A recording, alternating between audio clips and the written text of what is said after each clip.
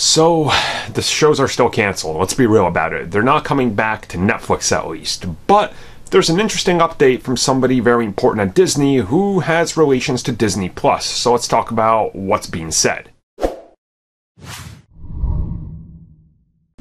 So when it comes to Disney Plus, we know that they're trying to focus on a more family-oriented type of brand. This, of course, makes a lot of sense. But moving forward, obviously their portfolio is going to get rather large, and it's going to get pretty substantially increased the moment they acquire Fox. So, everything being in one outlet is kind of not the smartest thing to them, because you just can't do it that way for what their branding is. Obviously they're going to have Hulu and there's going to be other things that they can stream to, but at the same time you have to consider that the Netflix shows getting canceled, there is that waiting period. So even if they were to renew them, it'd be like 2020 by the time anything can come back.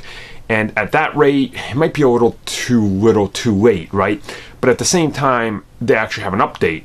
One of the guys working over there for the Disney Plus service, specifically talking about it, he said, they haven't had any talks, but he would love to see those shows get renewed and come back. And at the same time, the way he talks about this, it's like he wants it all in one place.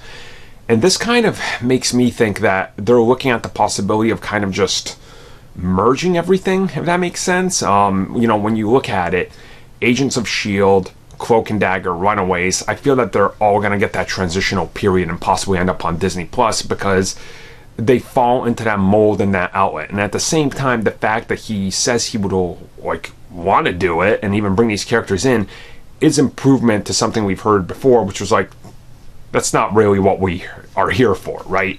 So I don't think it's time to get real excited yet, but there's probably some talks out there.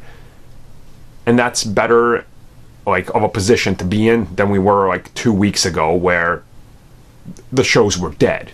So, progress?